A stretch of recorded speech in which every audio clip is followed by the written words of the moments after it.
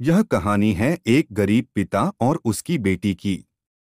एक बार वह गरीब व्यक्ति अपनी बेटी को उसके स्कूल से लेकर शहर के एक महंगे होटल में पहुंचा।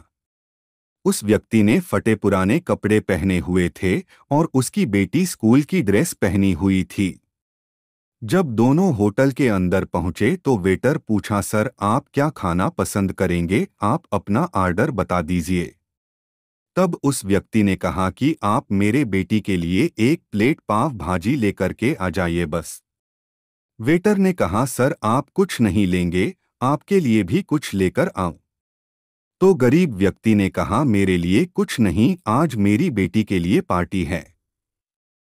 मैंने इससे वादा किया था कि अगर तुम इस जिले में 10वीं कक्षा में टॉप करोगी तो तुम्हें मैं सबसे महंगे होटल में पार्टी दूंगा, तो आप सिर्फ बच्चे के लिए पाव भाजी ले आइए।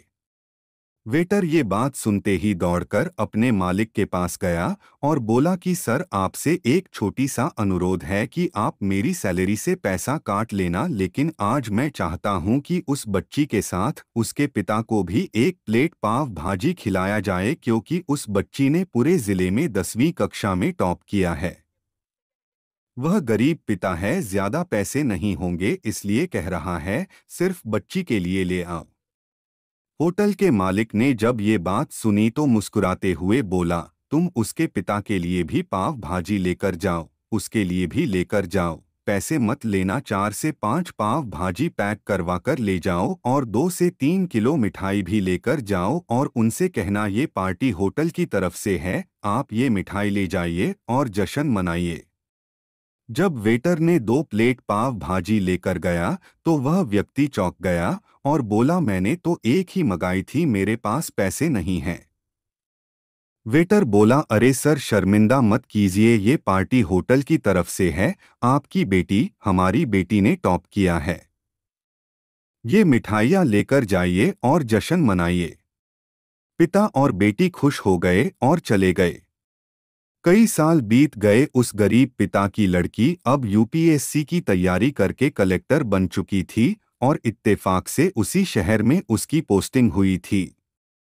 उस लड़की ने उस होटल में सूचना पहुंचा दी कि मैं उस होटल में लंच करने के लिए आ रही हूं।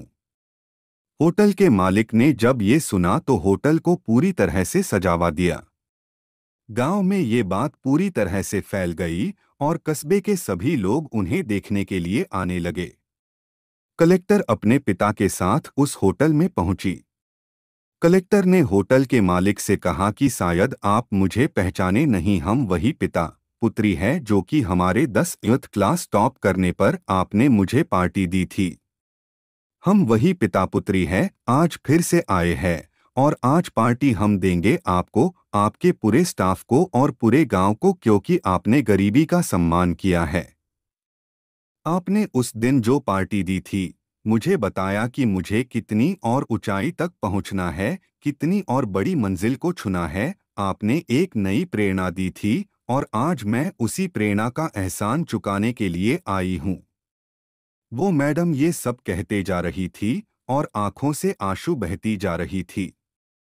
यह कहानी हमें सिखाती है कि कभी भी किसी गरीब का मजाक मत उड़ाना। हो सके तो उसकी मदद करना, और अगर मदद ना कर सको तो उसका मजाक मत उड़ाना, क्योंकि वो सब देख रहा है। बनना है तो उसकी नज़र में अच्छा बनिए। जहां भी रहिए कर दिखाइए कुछ ऐसा कि दुनिया करनी चाहे आपके जैसा।